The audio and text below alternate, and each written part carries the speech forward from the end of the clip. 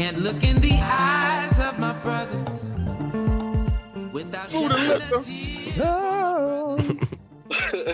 He just might be honest.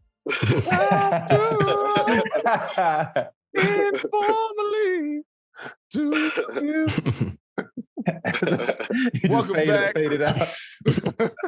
Welcome back to another up. episode of the InforMILLy Honest Podcast. Oh man, we didn't get to you last week, having some internet issues. So we glad we back. Whole family is here. We in there. So if it's the first time joining us, in the oven. You said what? Got the turkey in the oven. Got the turkey in the Everybody here. 10 more minutes. 10 more minutes. All the ladies out here getting stuffed and dressed. I don't care if you on your cranberry sauce.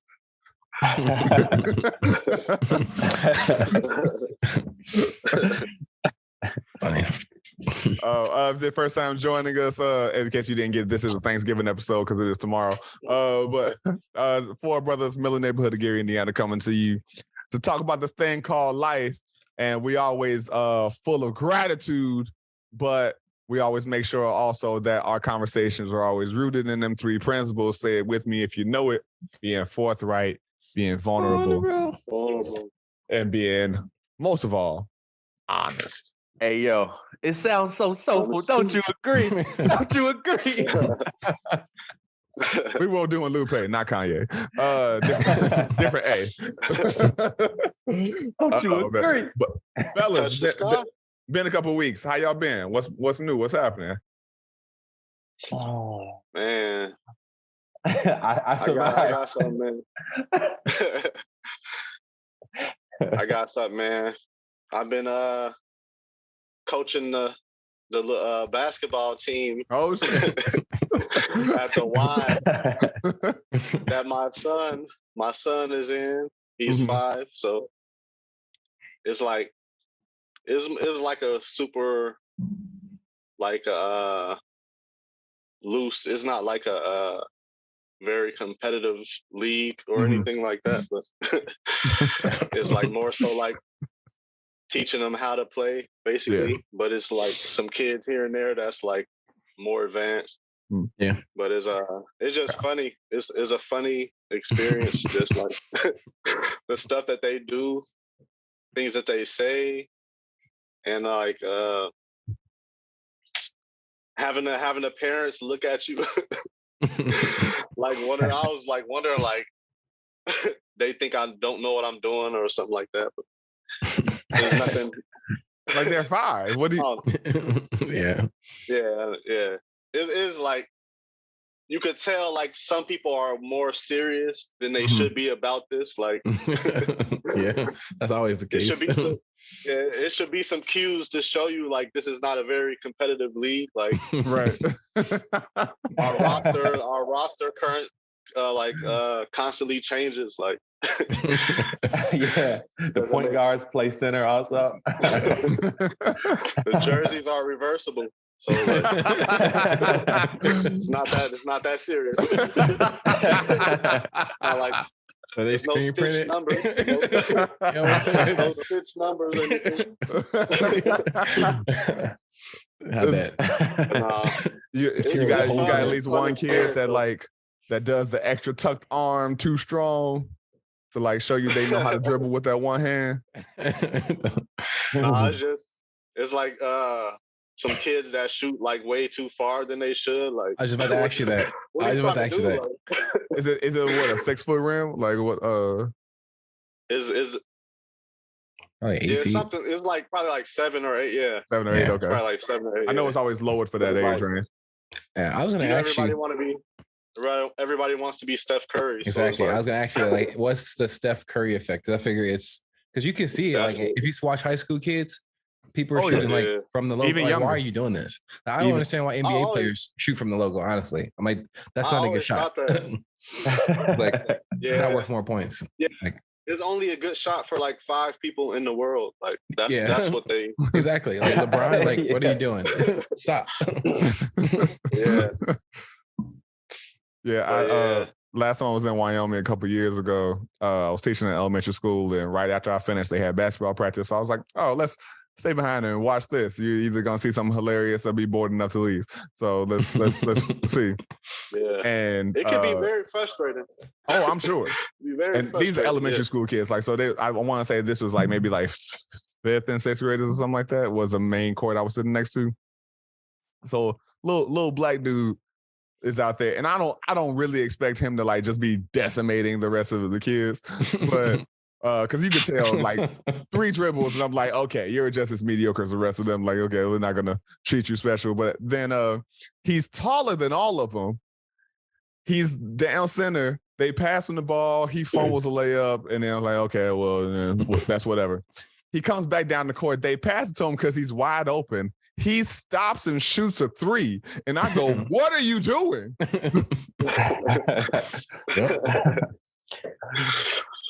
Yo, can I bring back a moment real quick? I'm gonna take it back to like our 2-on-2s and 3-on-3s, but there was one legendary moment where I think Russell was on my team. It was like me and Russell from Emerson, and Josh, you, and I don't know who else was on your team, man, but a very vital wide open layup was missing, and I feel like I acted like we lost like the game of the century or something. Y'all, like, I'm not talking to this motherfucker for a week. I remember this game verbatim. So it's me and Cody versus. There we go. Shout out to Cody, who's taller than all of us now. Yeah. But That's Cody fine. was a smooth 4-1 at the time. And it was me and Cody versus Aaron and Russell. They had game point. We were down by like 5. I think the game was 32 as always, 31, whatever. Yeah. Russell's wide open. Aaron passes him the ball. Russell goes up and go straight points that shit off the fucking back. Yo, now The fact that we won that game. Yeah, the momentum was gone after that, yo. It was like there was no camaraderie on our team or anything after that, man. Yeah, and like obviously, I've missed many wide open shots in my life. But the way that one happened, I made it seem like the biggest deal in the world, yo. Yo, I fully expected us to be in our 30s and you still bring up that shit too, Russell. Like if we, yeah, I really want a time where like all four of us are like in the same space to each other. Yeah. Oh man, that was good. I had a snowflake on 2K. Yeah, he's cold. Yeah, man, that was a moment. Like that was a legendary moment for driveway. Driveway basketball game. Yeah, man. Like backyard basketball. Man, legendary. But some battles. Yeah. I started a new job that'll lead us into our talker subject. So Amazon got a new program called Amazon Flex, which is pretty much just Uber Eats for Amazon packages. What you got on my 40? You said what? I said, what you got on my 40? On your phone. Aaron? Oh. Yo, this is about what, 65? Thank you for turning that label around. No. Yeah, they ain't paying us yet. I'll take the sponsorship though. We can reach out to them. So Amazon Flex is pretty much like, you go to a drop off, you pick up like 40 packages, and you make the delivery so they can pay you less than they would their own drivers. And so very subtle point. It's actually not bad for us. I don't think you can make it between 18 and 25. This is so promo for this job, but yeah, you can make 18 to 25 an hour. So sign up now. Yeah, if you click on the link below, right here. But if you're delivering regular packages, you can it's just a flat fee. But if you deliver groceries, they can tip you because they're only going to pay you in Chicago anyway. It's $37, and then everything else is tips. I just did groceries for the first time, and I made almost $50 worth of tips for 9 deliveries. I don't know who tipped me. I don't know how much anybody tipped me, So that all could have came from like two people. Who the fuck knows? But I say all this to say, what are your feelings about tips?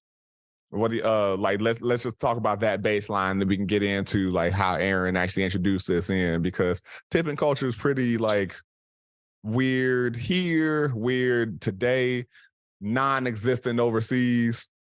All of those things. Like when I drove for Uber, I would get like mad pissed if you made me drive to like Bumblefuck, Illinois, and then wouldn't tip me. And then I remember bringing that shit up on the social media, and people were like, "Nah, man, I believe that tip culture is some bullshit, and they should just pay you what you're worth." And I'm like, okay, that's like going, I hate gun violence, and so I'm just not gonna buy a gun. And like, it doesn't really solve the issue. Well, are you saying it doesn't solve the issue in the sense that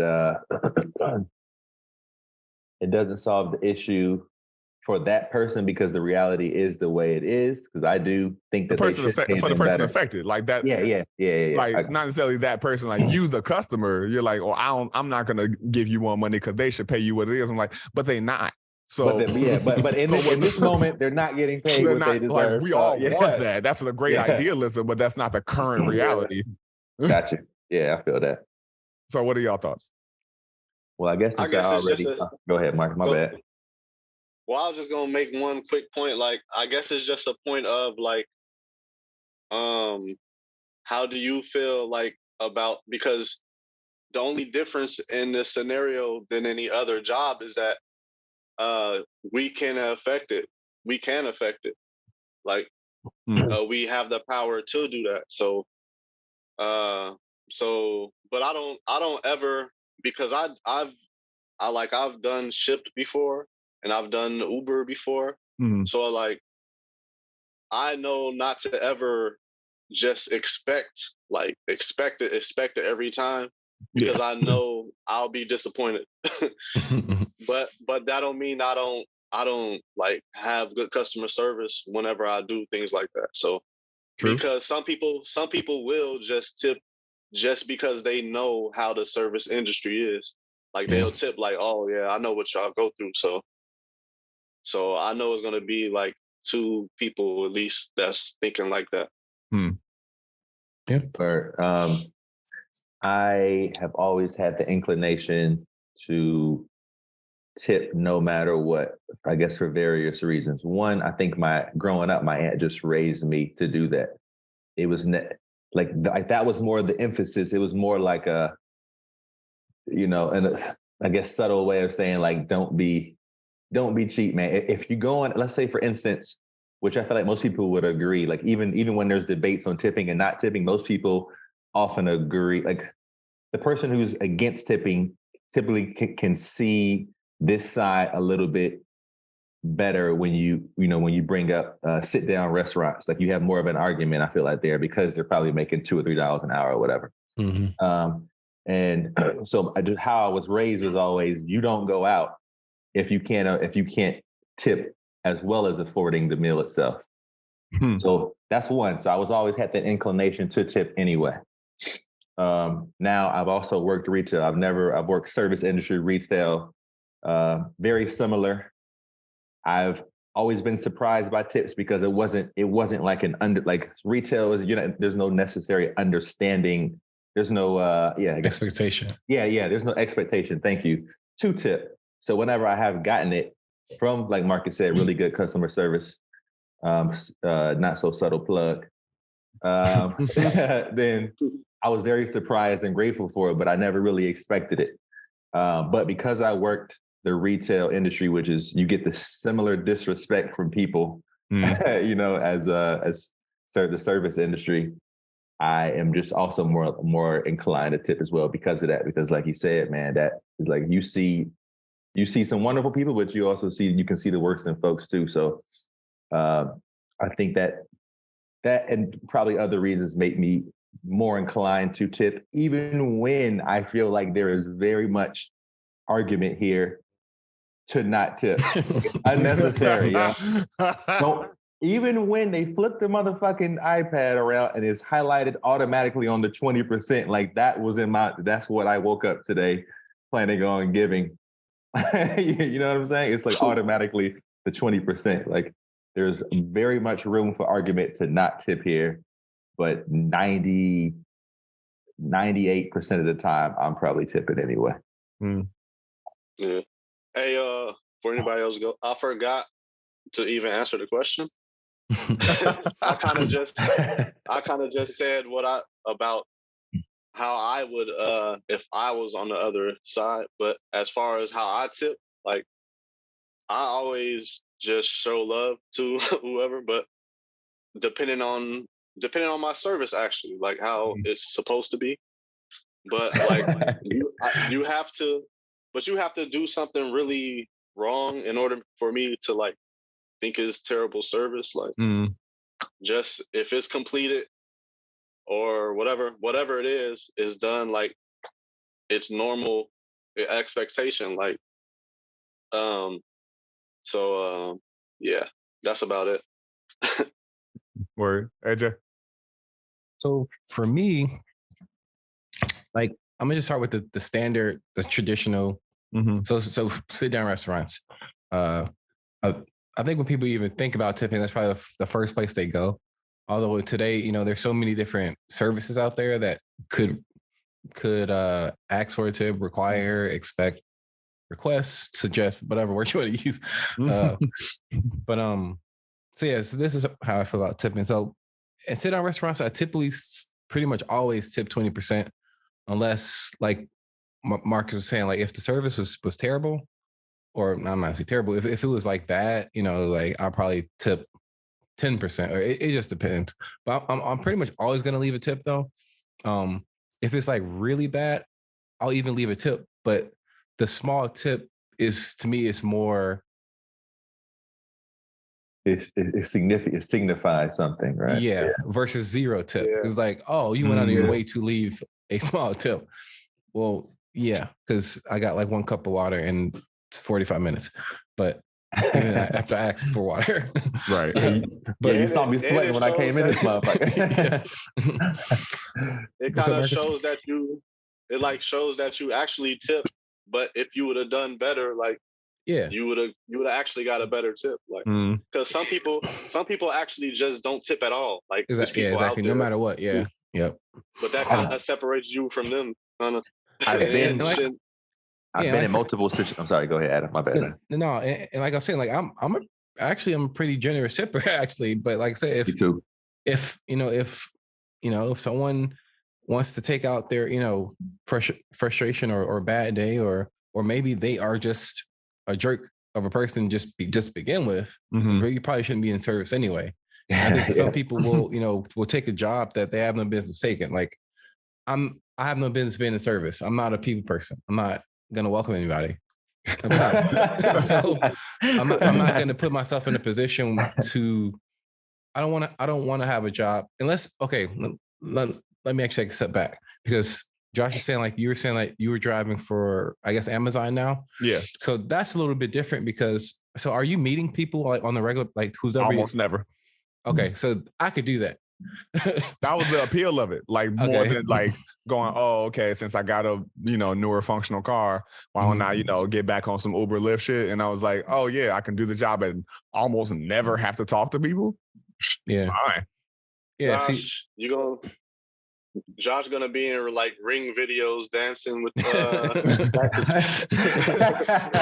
I mean, it do be happening that because with groceries, some of them with regular packages, you don't have. All I gotta do is just put this on your front porch, unless you get special instructions. Take that picture and I'm out. With groceries, like sometimes I gotta make handoffs. If it's liquor in there, I gotta check your ID and all of that kind of stuff. And so I have stood in front of a couple porches, do do do do do do do do do. Like that's funny. Very few people are gonna get that musical reference, but get your Chicago up. But yeah, so stuff like that, I could do that, and and kind of like you guys said, I wouldn't really expect a tip because I know how the world we live in. But yeah, like for me, like when I order takeout and like there's an option for tip, I pretty much always put 0, unless it's like if it's a restaurant that I really like and support, then I'll leave $1. But I mean, I'm sorry, I just like Yeah, I'm with you on that. If I'm taking out, I'm not tipping. If I get delivery, if I sit down, sure, I'll tip because that's same. service. All you did was make the food, which you were gonna do anyway. Yeah, and they didn't even make the food. They're just the cashier. Like the cook back there made the food. Like, why am I tipping you? Like, like when you sit at a restaurant, somebody's coming back and forth to your table, giving you water, drink, napkins, ranch, whatever. Yeah. I get that. I completely get tipping that person, but I'm sorry, I can't tip the person that, like you said, flip the iPad around. Like, yeah, bro. Especially, flips the iPad around and 25% is highlighted. Yeah. Already. Come on, man. And at the fact that now we know waitresses make, I don't know if it's, and waiters, I don't know if they still make the $3.20. I don't, some crazy, absurdly low thing. Yeah, the crazy small amount. Now we know that, no one else makes that. Like that's not what anyone else is making. So I can't, that's what I got. I feel you. I can't necessarily say I don't tip for that reason, only because that would be like, I'm not. That would be like saying I'm against tip shares, which I know a lot of hosts and hostesses have to do. Where all you did was pick my table and walk me over there. Like, bitch, do a better job. So I'm not necessarily saying I believe it from that standpoint. My big thing is just tipping is for because I got more service than I got the supply of what I demanded, if you will. Yep. So like I just walked up and you handed me a bag because the cooks did their job. That's all that happened. Now, if I came here, y'all made sure it was on a dish, that means this dish got to get washed. Somebody go want this plate to me. Y'all got to make sure like it gets to me safely. It's still hot. My water stays full. That's a big pet peeve of mine. If I ever sit with the empty water glass for too long, 10 cents off. And I got a problem because I barely finish my fucking water if I've gotten something else. Like I need to make it to the water more often at restaurants, man. Yeah. You know what I'm saying? I barely make it to it. And if I do make it, I'm barely finishing it. That's my problem. That's my little bite size. I told you I want water, no ice and lime. You didn't bring my lime. Is it ice in my water? It's like, it's just a couple pieces. Maybe you didn't hear me when I said no ice. That didn't mean like, keep the ice from the jug hitting my. No, I mean like I don't want no ice in my water. B. I think it's a real simple ask. Yeah, so definitely. Stuff like that I go, yeah. But I don't know. I think it's other things where I go, if we're in an Uber ride and this drive was over 15 minutes, yeah, sure, I'll give you a tip. If you're coming out of the city, you're going to fucking Aurora 2 hours away, and you don't tip, that's wild. For sure, bro. Hey, I tip just about every single time. Uh-oh, we lost Marcus. Yeah, so I tip about every single time, man. And it's not at this. We agreed. I think Adam and I agreed before we started recording that it at least used to be at a guilt. At one point, it was at like this guilt. You know what I'm saying? And now, I think it's less out of guilt. It's more of, do I feel like I got it or not? Do I feel like if I can do it, do I feel like I just feel good doing it? I'm not getting some crazy. I had to dumb down. There we go. I'm still on Lupe. I had to dumb down my tipping, man, at one point. But if I got it, I'm probably gonna do it, even if it's 15% or something. I just feel good doing. Here's the thing, though. I don't feel like they necessarily deserve it for a 4-minute drive. I just do it because it makes me feel better sometimes. Like I feel good about doing it. You know what I'm saying? I mean, you've always been that person, though, Aaron. You used to give a $10 tip on a $2 check. Honestly, sometimes, hey, can I tell that quick story? 500%. Can I tell a quick story about that? About that real quick? So part of this is this, right? I think, like I said, my aunt always pushed me early on, but I come to think of it, she was a server at one point. I remember her having to walk in the snow and shit like several miles to get to work to serve and then not be tipped. As a server, making who knows how, she's 50 something, she's 60 something now. This is when she was in her 20s. So you know what I'm saying? Just like imagine how much they were being paid then, and she wasn't getting tipped. Now it was her fault for not having a car. That's not anybody else's fault, of course. But the point is, like, I know where that's coming from. You know, her legacy. You know what I'm saying? but so just getting back to what Josh was saying, right? Like, I remember being at IUN, being in a class. I think it might have been like a sociology class. I think filled with, you know, we had almost every race in there. Why do I bring up race? It's for a specific reason. Somebody mentions race in tipping, and then we had like, and then once we got on that, it was a very real conversation in that classroom after that, right? And there's this, I don't know, at one point there was a understanding that Black people don't tip as much, or they don't tip sometimes. Is that fair to say? An understanding or a stereotype? It was a stereotype, yes. But people, I feel like a lot of people agree. That's why I say understanding. It doesn't mean it was right. I'm just saying. I'm not right or wrong thing. Just being like, when we say understanding, it's like, oh yeah, universally we all get it. But if it's a stereotype, then like that means it's. I guess I said understanding because I feel like a lot of people felt that way without admitting it, without saying it. You know, maybe that's why. But you're right. That was a wrong choice of words for sure. No worries. So anyway, we were like that. That came up in the classroom. A bunch of different races. Actually, a Black professor. She was wonderful too, man. I used to have good conversations with her, like one-on-one. But I think there were several servers who happened to be working there in the class. One of which worked at BW3s in Portage off of Highway 6, right? And I had seen her there before. So anyway, we're talking about it, and she tells a story about how like somebody, like a Black person, actually brought up the stereotype that Black people don't tip. And that's kind of how we got started on it. So then this white chick in the back who worked at BW3 as the server was telling several different stories about how, you know, many a times Black people would walk in and no one would want to seat them. Now that was their, you know, that's in my mind, it's more than just the stereotype. If you're doing this all the time, you can't, even if you really do believe that stereotype is real.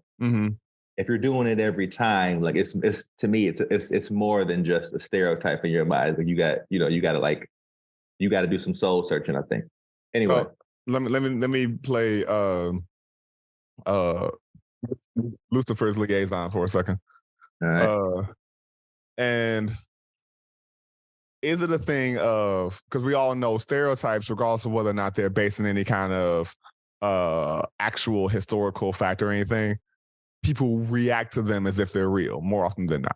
Oh, for sure. It's a problem. That's what I was saying. Like if they're just seeing that to every Black person who walks in, they're just assuming that they have some soul searching to do beyond just, oh, this happened in my experience once or twice. If you're looking at every person who walks in, that's a like it's a problem in general to believe stereotypes. But I think I'm about to say something that advocates for that, but that's on board with what you're saying. But just to dig a little deeper, what if it's not a thing of Black people don't really, the history of Black people is not that they don't tip, is that there's a preconceived notion that they won't, and then their service sucks. And so then they don't tip. I think I'm sure that plays a part in it. I'm sure that plays a part. That's why I was saying, if you look at every person, we happen to be talking about that stereotypes happen to be specific to Black people. If you're looking at every person like that, you need to do some soul searching. It becomes that in my mind to me. What you're saying, that's a problem. But I'm bringing up race, by the way, because of this specific story, not because I believe it or I care about Black or white, whatever. No, I was going to bring it up too, so I'm glad you did. Yeah. That's the thing on the subject, though. In Josh's words, my partially pink self had to be the one to bring it up. But it just goes well with this story, though, on tipping, right? So we're in a class. Yeah. One of my friends, actually, who happens to be Black, brought it up as like a open discussion. And then the white girl who works at BW3 as a server goes on to tell stories about how several of her coworkers, how they pretty much would react negatively to most Black people who would walk in, expecting them not to tip. Mm-hmm. And how she didn't agree and she thought it was a problem, and like she didn't want to, like, she felt uncomfortable working there, blah blah. So it created this whole like really good conversation. What I mean by really good, I mean opportunity for folks to really like have what is usually have a conversation that is necessary, but it's less uncomfortable now because everybody feels invited in a way to like be honest. And I got the feeling that folks were actually being honest. I was like, okay, cool. This is uncomfortable. Usually is probably shied away from the issue of race and what needs to actually change, blah, blah. So anyway, I tell that story because that is what made me go into, I think I was always tipping anyway, but that is what made me go into that BW3s. And I tipped 300% every time I went. But because of that story. Also, I'm just a good tipper, and like I said, my aunt's influence. But that story was like, I'm going there next time specifically for this. Like, this is a problem. So I hope I hope I don't have to walk in with a sign and say I'm half Black. Just so you know, I'm gonna, you know what I'm saying? We need to change this in my own little way. Yeah, that was my motivation for it anyway. Not even going to get into, you know, what kind of things that could even be implicated with you being mixed, you know, slightly passing and all that kind of stuff. But it makes me then go, does that other thing kind of happen in that like mind frame where if you were a diehard believer that Black folks didn't tip, so you gave them poor service, and then that Black person, because of not wanting to be associated with not tipping, tips exceptionally, do you go, oh, that's a contradiction to my stereotype, or do you go, oh, that's one of the good ones in that bullshit? Yeah, unfortunately that's the risk I have to take. I have no control of that. Oh no, I ain't saying about you. I'm just saying people in that scenario. Yeah, I'm saying when I say I say whoever's in that situation, me or otherwise. Like that's just what we unfortunately, that's the risk we take. Just, you know, we don't really have. What can you do? I'm talking about the server though, not necessarily you as the person who tipped. I know that's what I'm saying. Like I know that going in, I can't change that. I very well might not have much of if any impression on this person and their beliefs, unfortunately. But it's better than not. It's better than like making it so. It's better than not tipping at all and then enforcing, reinforcing whatever. It was more so posing a thought from. I'm sorry, Adam. Go ahead. And I was with James Anderson. I want to say that I was with somebody I was with someone, so hopefully they were like, okay, I was with somebody who's more passing than I am, you know. So hopefully it would make them feel somewhat better. Of like, yo, this is what I believe is crazy. You know what I'm saying?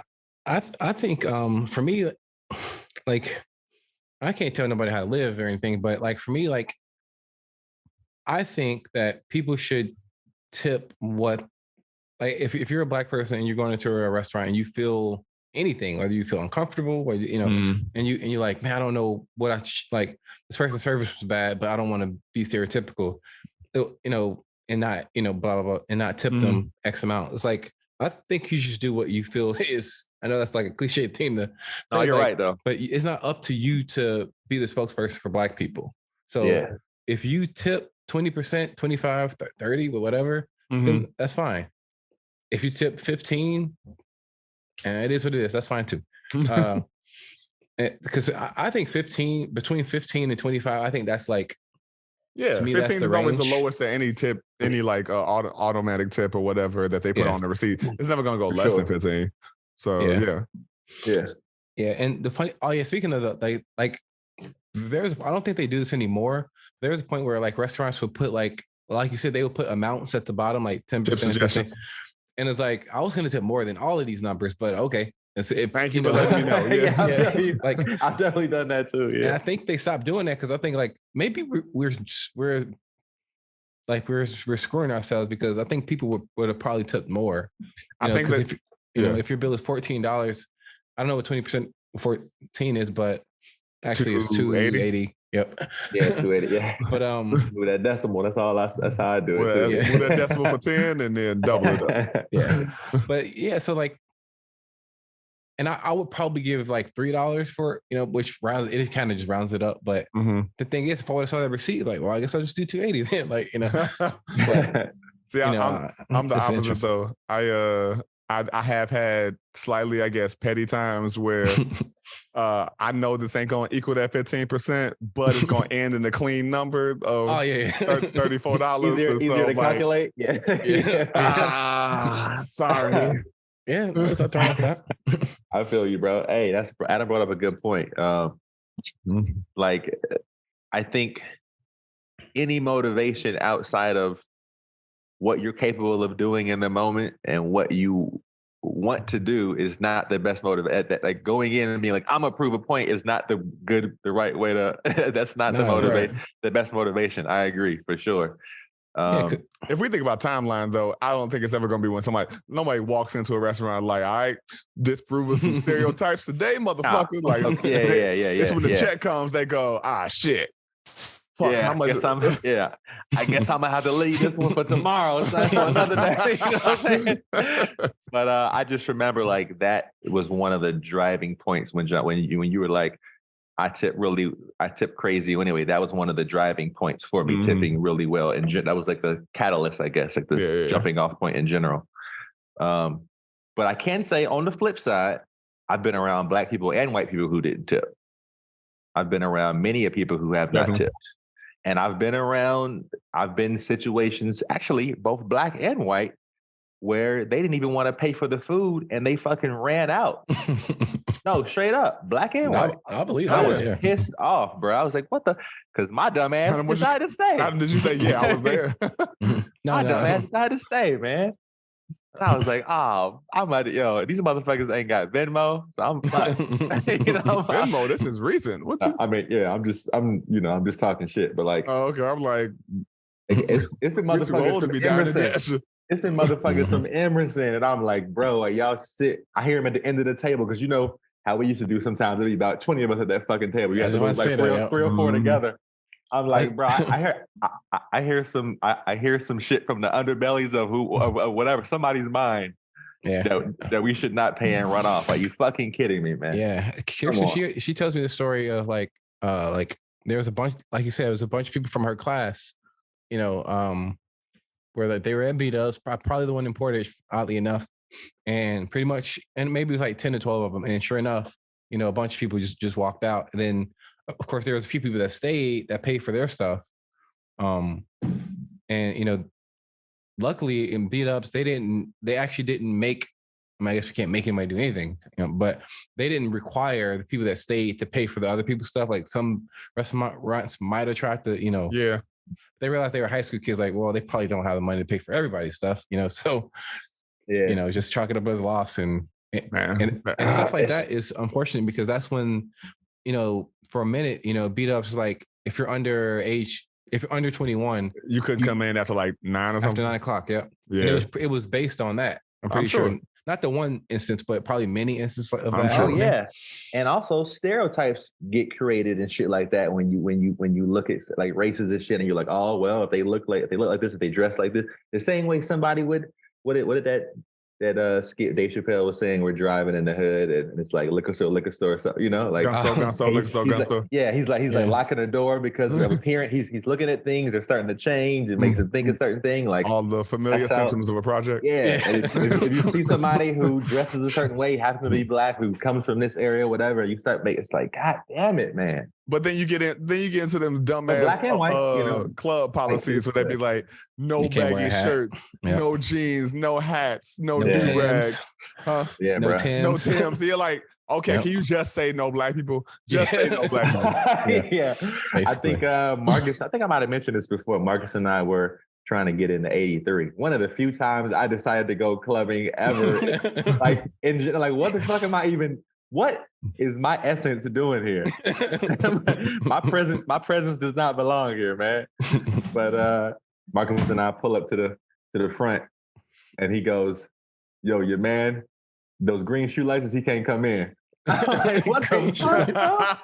I think Marcus had on green shoelaces. He was like, yo, you can't come in, son. He made me tuck my chain or something. I'm like, bro, what? Man, like that's to me, that's so frustrating. Like, because it seems like they find like the smallest of things that you didn't even think about when you left the house. I'm like, I'm just existing as a person. And you mean to tell me this is like is disqualifying, like this chain, this medallion is disqualifying. Like, yeah, man. I'm like, what the fuck, bro? I remember that one time. I think it was me, Aaron. I think me and you and Marcus were out over by my old place up north, and the bar wouldn't let me in because I had on them Vibrams, them toe separators. I remember that. I was there for that. Actually. Adam was there. Okay. Oh, I remember that. yes, we were out club. We were out like going to bar hopping and shit, right? We were bar hopping, Yes. and we were out with some other people though, weren't we? Huh? I feel like we had met up with some other people. Yeah, we had met up with somebody I was working with at Penguin. At Penguin, and I know it was a chick I was talking to at the time, I think. Yeah. But yeah, he wouldn't let me in because I had on them shoes, and I was like, "Yo, man, my bunion is acting up right now. It's the only things that don't hurt. What you want me to do?" I just saw a nigga walk in with cargo shorts. Like what? Yeah, dude. Like, yeah, I remember that. That's wild, man. Nah, yeah, man, you ain't getting in with those now. I'm sorry. Like those are swimming shoes. It's like swimming. Can't get these motherfuckers wet, man. This shit, shit's for mountaineering. It's like ain't no mountains. Yeah, but it's like, so what? Who cares if I want to? If I want to swim, if I want to swim through this crowd on the dance floor, like, why is there a specific way to enjoy your time there? Why is it that specific? A woman could walk in there. Swimsuits. That's not a good enough excuse that they're swimsuits. So they wearing swimsuits. I was thinking about it, but yeah. If you were wearing a swimsuit, it shouldn't matter. That's what I'm saying, man. I've seen plenty of chicks walk into places with bikinis and nobody batting an eye. I was gonna say a woman could walk into an establishment like that, practically naked, and everyone's like, "Yep, come on in, you and your friends." But a guy come in there fully dressed, overdressed, honestly, a do rag, hat, all of the garments on their head. Nope, you gotta take that off. Like what? I just don't. And their excuse is like, well, it's gang related. I'm like, maybe in the 90s, but no one's like, your hat doesn't rep your set anymore. It's like everyone wears hats of all colors now. It's not really a thing anymore. Like it used to be like, oh, he's got on a red hat or a blue hat. He's a gang member, but that's not a thing anymore. Yeah, bro. I want to see somebody walk in with like a fucking ninja suit on or something. You know what I'm saying? It's like, no, man. Come on, bro. Kung Fu night is tomorrow, bro. I'm sorry. You came in the wrong day, bro. Came in the wrong day. Like, come on, man. Come on, bro. This shit is ridiculous, man. Yeah. What those dudes get tipped? Do like bouncers and shit get tipped ever? You think? I think they probably on tip shares too. Yeah, okay. Because I guess they're like hosts who can like whip your ass. Who are like expected to like. I don't really know. Hey, if you're a doorman, then let us in. If you're a bouncer, let us know. You see, Adam took on his bouncer stance. They always got their arms crossed. That's true, man. Maybe it's because I don't do clubs anymore. So like most of the places I'm going are just bars, or beercades, music venues.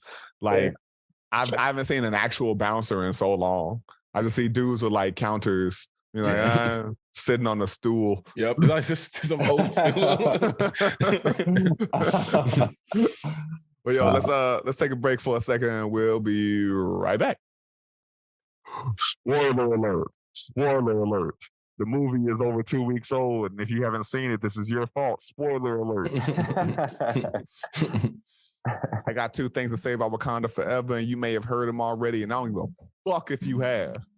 2 things I want to get off my chest. 1, all you sensitive ass motherfuckers who have never had great women in your life, I need you to stop with this false ass narrative that it's a demasculation of men, and it focuses too much on the women because they killed off T'Challa and they ain't bringing back. I'm not. I'm in the camp of I think that them not recasting it was stupid because of what they do for every other character. But I do think it was a beautiful ode and homage to Chadwick and what he meant to those people. So I can live in both worlds. Both things can be true. But to say that there was not incredible male representation for Black men through Brother M'Baku is so disrespectful to his character, disrespectful to the portrayal by Winston Duke, and disrespectful to men being able to be emotional supports and guiding forces for women in leadership or women in general. So get your manhood up and also shut the fuck up. 2, there's 3 parts in this. I might say it 2, it's 3. 2, only writing flaw I saw within that part with M'Baku was I thought he could have got off one more quip to show that he was being that guiding energy to Shuri, and them not letting him get that, I think was a bit of a writing flaw. Personal opinion, feel how you feel. 3, y'all cheap motherfuckers. The fact that everybody showed up to Tony's funeral and ain't none of the fucking Avengers show up to T'Challa's, it's some fucking bullshit. Not one of them motherfuckers show up to T'Challa's funeral, and that is incredible bullshit. And y'all better write that shit into some future movies, being like, we went to a separate service but we want to let Wakanda keep it intimate or some shit. So fuck all y'all Avengers for not supporting T'Challa when he could whoop all y'all ass. That's what it really was. And so, that's all my rants. And Wakanda Forever was a great film otherwise. And much like my neighbor's actual, we are back. And so, so I say that because before we came back, we're talking. It's always I have older neighbors above me, and it's always really obvious when they're clearly fucking, and he is like swooning her because there's like this array of 60s and 70s slow jams that are playing. So when we started the podcast, and it goes on for so long, it's always like hours of a session. You took the right pill, I guess. My man has that chew. Shout out to them, and hopefully they'll sponsor it someday. What was the one we have? Green Slip.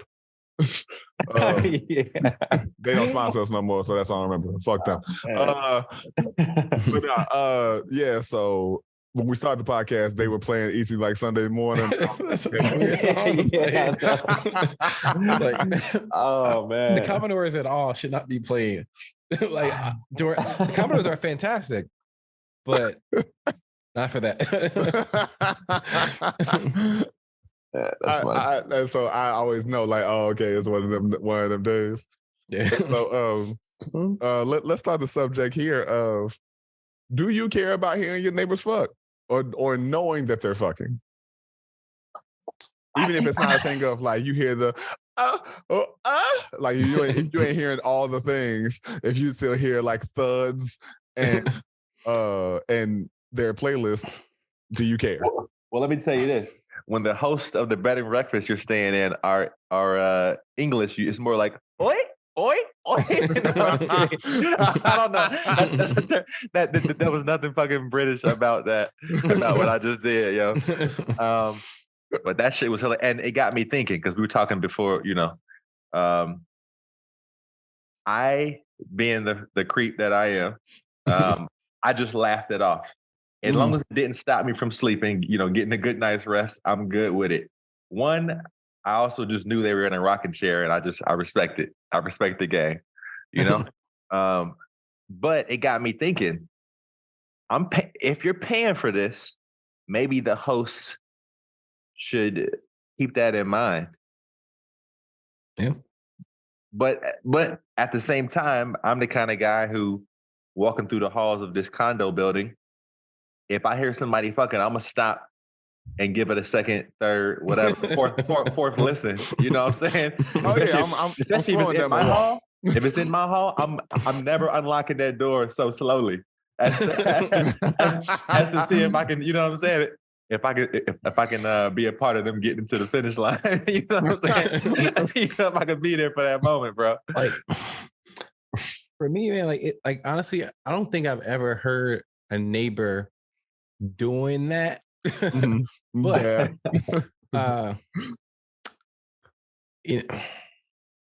I can't tell that story because like I can't do that to these two people, but there's definitely been a time where I've heard some things and it was really awkward based on the fact of who these people were to me. But I do have another story. So there was a time when I was in Korea. I feel like I have 300 Korea stories. I mean, big part of your life is fine. But anyway, so it was. I'm assuming it was definitely one of these weekends where I was probably in Seoul for a weekend or so. And I remember, it was nighttime. I'm probably on my phone, had to sleep or something. And I remember hearing, this couple. I'm guessing it was a couple, but in the room above me, and it was just in that. I hate to say this, but in that stereotypical Asian woman moan. It was that, and I'm like, this is real. I thought that was for the movies or something, but or in Asa Akira's case. Yeah, and God bless her. She's a goat. She is a goat. I'll say this though, like it never throws me off. Like I'm never weirded out by it. I can't say it's something I look for though. It's more so like oh okay, good for them. And it's kind of like but it never really like moves me in one way or another. It's kind of just like a, I guess like I said, it's good for them. I mean, so as Aaron said, and I know I am also very much a creep. Like I'm not looking to hear how people are. And it's funny because I know I'm always generally curious about people's sex because sex is such a wonderful, magical thing to me.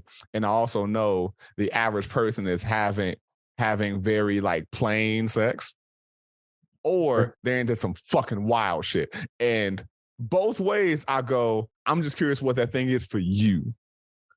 Because especially in today's age where, like sexual liberation and freedom and all that kind of stuff, or sexuality in general, is just way more open than it used to be. It used to be a thing when we were kids. If you heard a chick ate ass, you're like, that chick is ruined. If you heard any person ate ass, you're like, or gave head even or gave head. People are acting like we just know everybody gave head all the time. And that wasn't the case. Yeah, it wasn't the case. Like, I'm sorry. No, you good. No, like, because this actually crossed my mind like super recently. I think I was listening to some rap song from the 90s, and I don't even remember who it was, what the song was.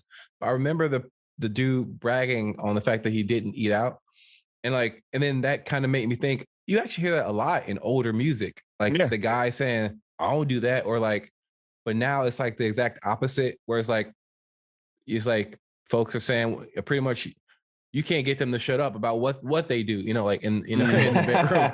And I just always thought that was interesting because even back in, like I said, back in the 90s, if you listen to music, by males and females, they were all talking about how they don't go down on, their significant others. I'm like, that's weird to me. Like why not? I guess is it like what was the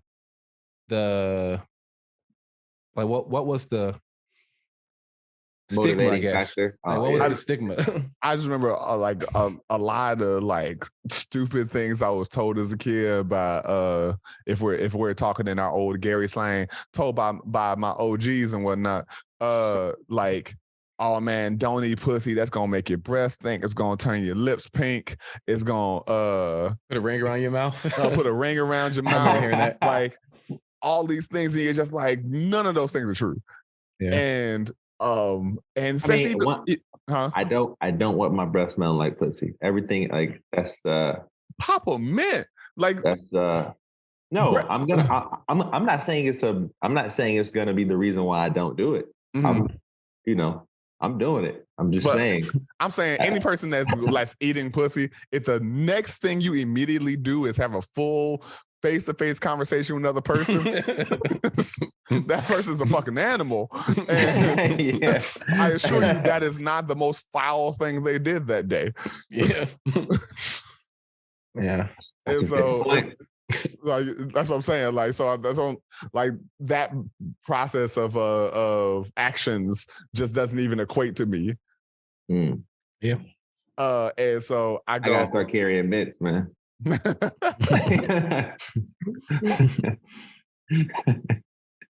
I lost my My thing is how smelly is this person? Anyway, we need to take a step back because you're talking about if you know, because in my experience, like I don't typically stink after the fact. Like, but no, it's not a funk thing. It's a thing of like all skin is going to have smell, odors, and taste and whatnot. That's beyond just skin. Especially a crevice, an open crevice. Yeah. But those people who are like, I want to suck your dick right after the gym. I'm like, yeah, you're wow. So they're like, I need my shit seasoned and all of that kind of shit. So like them people, like you're sucking sweaty dick. And so not only do you have like dick taste and smell, you got sweaty dick and you got nut. Nut has a very profound odor. So, and same thing with pussy. Pussy is an orifice that creates its own bacteria and et cetera. And so is all that's going to have its own smells, odors, and whatnot. That's also why I'm like, I don't trip that hard on like odorous pussies until it starts smelling like, JJ's and shit. But yeah. Like I'm not. Even then, I'd be like, all right, cool. That's what's happening right now. There's no way I smell that and you don't, so I'm not going to make it your issue. Yeah, exactly. That's what I'm saying. It's not even like I'm co-signing. I'm co-signing eating some vagina like 9.9% of the time. Out of 10. It's not a big deal. I just don't prefer pussy breath. I just don't prefer pussy breath. I'm gonna do it. I'm gonna do it anyway. I'm gonna do it every time. Arguably the first PB. And so before we move on, so all right. So now I'm curious because I didn't know sperm, semen, cum, whatever word you want to use. I didn't really realize they had I've always kind of imagined it to be scentless because I never smell.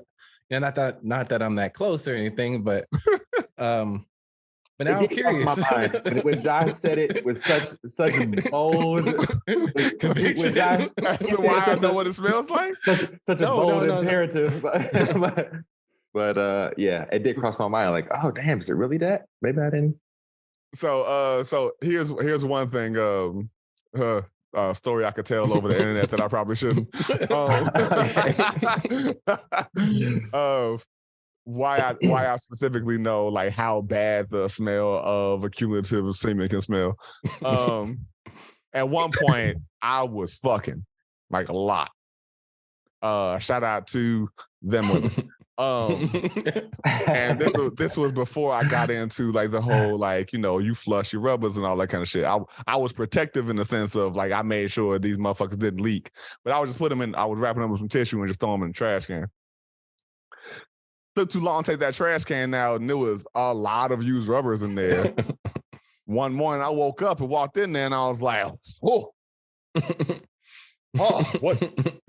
what is that smell?" Like it was a crazy smell that I couldn't process, and it was because it was like weeks of old nut just fermenting. It was just fermenting in that trash can, and them grapes turned into wine. So just literally just crossed my mind. That is interesting. So yeah. And you nut on enough faces, in enough mouths, eventually they're gonna come back and go, "Hey." You stop blowing your kisses from the floor and shit. Oh man. Oh. You're like, baby, too soon. Let me go get this list to Ryan. Man, that's great. I mean, it's you become acquainted with smells and odors and shit. I guess it could make sense, like people say, the taste is determined. It's strongly determined by what you eat. So I guess it could be the same way with the smell and all that as well. Perhaps. Oh yeah. It would make sense. And then you can't eat salty foods and shit. Yeah, because P is really the same way. Like when you've been, I can't talk about you guys, but like for me, I can tell when I've been eating bad or I might even say eating bad, not drinking enough water. Put it that way. Yeah. Because we know the telltale signs of when you're dehydrated, but it's not even dehydration. You just smell it more too. You can literally smell besides the being air like when you're mad dehydrated. dark and whatnot. Yep. Yeah. Yep. So yeah, no, it is very similar. That's why I be down in pineapple juice, the fruit. Everything. Oh yeah. See, bro, I have not nutted in enough faces or mouths to really be saying, I'm a increase my intake of pineapple because this is what I'm out here doing. Yo, I'm not active enough. I'm not active enough out here, Josh. One of the best compliments you can get is like, "Oh man, you're so tasteless." That's great. I'm not active enough out here, son. Clearly. Sorry, real life, nor am I. Not anymore. But it's just funny time. But Josh, I think we can wrap it up there. Let's Josh is consuming 8 ounce glasses of pineapple juice a day. Yo, what is it? Quart, 2 quarts, or what's the typical like your thing of juice, like a Dole? Something like that. About a quart. It's a quart, right? Yeah. I keep 2 quarts of pineapple juice in my refrigerator. Honestly, I keep that shit like gas in my car. Never let it get past half. Nah. Yeah. Updating that Excel spreadsheet from time to time. I know how pineapples look when they're ripe now. Oh man. My man is out here. Hell of a success story. All right, we can wrap it up there. Everybody, we love and appreciate you. Like I said, we still knocking on that 100 episodes, and so we always encouraging y'all. We appreciate y'all that are listening consistently. Write us at informillyypodcast@gmail.com. Follow us, like these stories, share them, tag us when you share them so we can know you did it and not just when I randomly go past your stories and go, oh, thank you. So we get that traffic and by all means, fellas, y'all got any last any thoughts? Anything you want to share? I just want to say, because you say like we're almost at 100 episodes. That's pretty crazy when you think about it, because that means, because typically most of our episodes are over an hour. I mean, especially when we first started, they were almost 2 hours. Over 2 hours. Yeah. So like that is a lot of hours of us speaking just out in the world. And that's pretty crazy when you think about it. So I think it's pretty cool. It's a milestone. And I'm grateful to be on that journey with y'all. Yeah, and you know what, to Adam's point also, we've been speaking out into the world, the universe, or whatever for that many hours. I want to say another big thank you, the same way like airlines do, like our gold and our gold medallion members who've been rocking with us since day one. I want to say thank you to all the day ones, man, time and time again, who actually check for us every week and like hit that follow button. You know what I'm saying? Right. I just want to say thank you, man. It's like Adam said, it's a lot of fucking talking, and you guys keep rocking with us, so it's awesome. I really appreciate you. We don't take you for granted at all. You can sponsor us on Anchor, show us that love, and for hashtag Informally Honest on Cash App, and all the other handles. And for anybody that really listens to us and is going, hey Josh, remember how you said we're gonna read that thing that Aaron typed in, but we never did that? Yeah, I know. But you're gonna live with it because we informal, and sometimes we can stay on task and sometimes we don't. So that's why you love us, or that's why you hate us. We would know if you wrote us. And so, but regardless, we appreciate you, we love you, and stay rocking with us. And yeah. So whatever conversations you have, whatever connections you make, and whatever copulation you engage in, we encourage, empower, and implore you to be. I was checking to see if y'all said it before I said it. I can hear you. I can hear you through the broadcast. Forthright, vulnerable, and most of motherfucking all, beyond. Peace. Much love to you. Peace, beloved. Look in the eyes of my brother without shedding a tear for my brother. I really wanna try for my brother, 'cause I truly do feel for my brother.